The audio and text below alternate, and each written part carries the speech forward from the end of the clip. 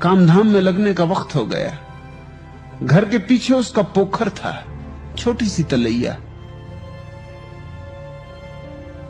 चम्हार था, गांव में उसे कोई पानी भरने न दे, तो अपनी ही तलैया से अपना गुजारा करता था। देख के उसकी आंखें ठगी रह गई। बेमौसम कमल का फूल खिला। उसने अपनी पत्नी को पुकारा, सुन, ये क्या हुआ? ये कभी नहीं हुआ, मेरी जिंदगी हो गई। ये कोई मौसम है, ये कोई समय है। कली भी ना थी रात तक और सुबह इतना बड़ा फूल खिला। इतना बड़ा फूल कि कभी खिला नहीं देखा। ये कैसे हुआ? उसकी पत्नी ने कहा, हो ना हो बुद्ध पास से गुजरे होंगे, क्योंकि मैंने सुना है जब बुद्ध गुजरते हैं तो असमय फूल खिल जाते। सुदास हंसने लगा। उसने कहा कि पागल, यहां कहां बुद्ध गुजरेंगे? इस चम्हार के झोपड़े के पास से कहां बुद्ध गुजरेंगे? उसने आसपास खबर की, पता चला कि ये सच। सांझ ही बुद्ध का आगमन हुआ है, वो इसी रास्ते से गुजरे हैं और आगे जाके एक अमराई में रुके। तो सुदास ने कहा कि फिर क्या करूं इस फूल का? ये तो बड़ा शुभ अवसर है। इस फूल को तोड़ के मैं सम्राट को बेच दूं, 150 रुपए जरूर इनाम में मिल जाएंगे। क्योंकि असमय का कमल, तो वो फूल को तोड़ के राजमहल की तरफ जाता था। चकित हुआ, राजा का रथ ही आ रहा था। अभी सूरज उग रहा था और राजा का रथ, स्वर्ण रथ, सूरज में यूं चमक रहा था जिससे दूसरा सूरज उग रहा हो। वो ठिठक के राह पर ही खड़ा हो गया। माजरा क्या है? रात इस गरीब के झोपड़े के सामने से बुद्ध गुजरे, सुबह सम्राट का स्वर्ण रथ आ रहा। इस रास्ते पे कभी आया ही नहीं। ये चम्हारों की बस्ती, यहां सम्राट आए किस लिए? ठिठक के खड़ा हो गया। हिम्मत ही ना पड़ी कहने की कि मैं फूल लेकर राजमहल की तरफ आ रहा था, लेकिन रथ खुद ही रुका। सम्राट ने सारथी को कहा, रुको, इस सुदास को बुलाओ। सुदास सम्राट के जूते बनाता था। सुदास का नाम सम्राट को मालूम था। सुदास डरते हुए गया और कहा कि फूल लेके आपकी तरफ ही आ रहा था।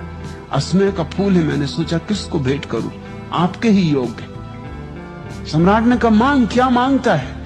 जो मांगेगा इसके बदले में दूंगा।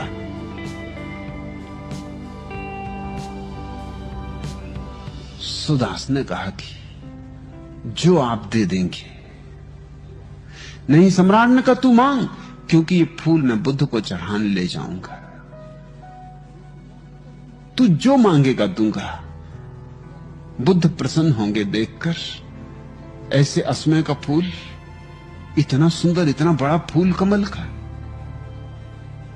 सुदास के गरीब मन में भी एक अमीर चाह उठी कि क्यों मैंने ही चढ़ा दूं जाके फूल। रोटी रोजी तो चल ही जाती है, मगर लालच भी मन में उठा कि आज सम्राट कहता जो मांगना हो मांग ले।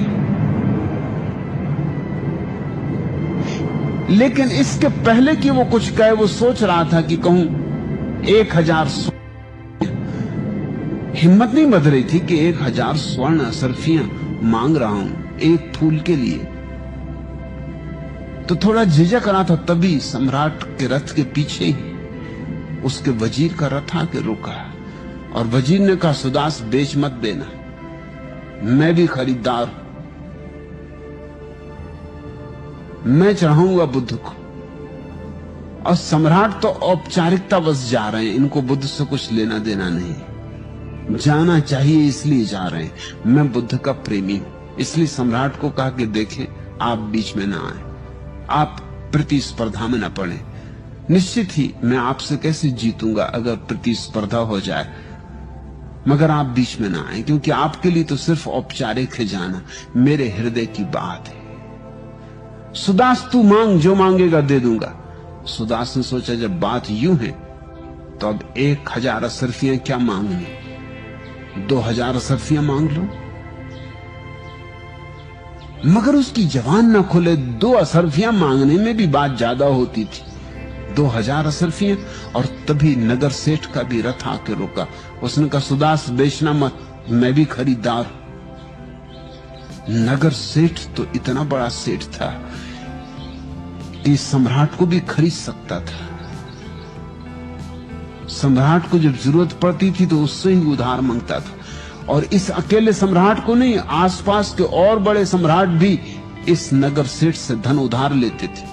कहते थे इस नगर सेठ के पास धन तौला जाता था, गिना नहीं जाता था, क्योंकि गिनने की फुर्सत किसको थी। तो फावड़े से भर भर के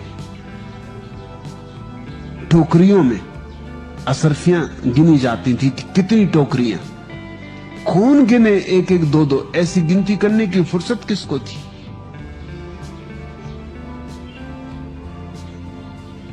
उस सेठ ने कहा कि तू जो कहेगा, लाख असरफियां मांगना हो, लाख असरफियां मांग, लेकिन फूल मैं चढ़ाऊंगा। सुदास ठिठका खड़ा रह गया। उसने कहा, फूल बेचना नहीं। उन तीनों ने एक साथ पूछा, क्यों? सुदास ने कहा कि जिस फूल के लिए 1 लाख असरफियां देने के लिए कोई तैयार हो, गरीब आदमी हूं, मगर मेरे मन में भी गहन भाव उठा कि फिर मैं ही क्यों ना इस फूल को बुद्ध के चरणों में चढ़ा दूं। जरूर उन चरणों में चढ़ाने का मजा लाख असरफियों से ज्यादा होगा। नहीं तो तुम 1 असरफी ना देते नगर सेठ से। उसने कहा, मुझे लाख असरफियां दे रहे हो, सम्राट राजी है, वजीर राजी, तुम राजी हो, और मुझे ऐसा लगता है अगर गांव में जाऊं तो और भी लोग राजी हो जाएंगे। मुझे इसके जितने दाम चाहिए उतने मिल सकते, लेकिन अब बेचना ही नहीं। नगर सेठ ने कहा, 2 लाख असरफियां देता हूं, तू जो मांग, मुंह मांगा। उसने कहा, बेचना ही नहीं। सुदास गरीब है, मगर इतना गरीब नहीं, चमार है, काम तो चल ही जाता है मुझ गरीब का, जूते सीने से ही। ये मौका मैं नहीं छोड़ूंगा, ये फूल मैं ही चढ़ाऊंगा। और सुदास ने वो जाके फूल बुद्ध के चरणों में स्वयं चढ़ाया।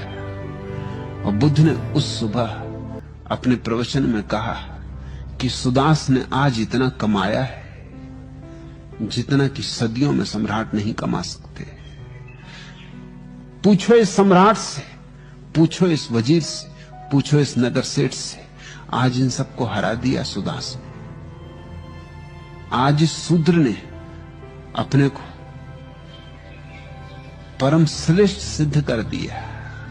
आज लात मार दी धन पर। आज इसका अपरिग्रही रूप प्रकट हुआ है। ये धन्यभागी है। और सुदास पर ऐसी वर्षा हुई उस दिन अमृत की कि फिर लौटा नहीं। उसने कहा, अब जाना क्या, जब फूल चढ़ाने से इतना मिला तो अपने को भी चढ़ाता हूं। सुदास भिक्षु हो गया, फूल ही नहीं चढ़ा, खुद भी चढ़ गया। यूं कहानियां हैं कि असमय बुद्ध के पास से गुजरने से फूल खिल जाते। ऐसा होता हो न होता हो नहीं सकता ऐतिहासिक अर्थों में, क्योंकि समय कोई नियम नहीं बदलता। होना चाहिए मगर होता नहीं। प्रकृति तो निरपवाद रूप से चलती है, कुछ भेद नहीं करती, लेकिन प्रतीकात्मक है ये बातें। बुद्धों की मौजूदगी में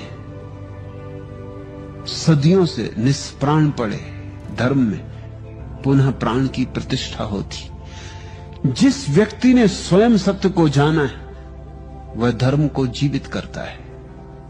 सिर्फ वही, केवल वही, उसके छूने से ही धर्म जीवित हो उठता है।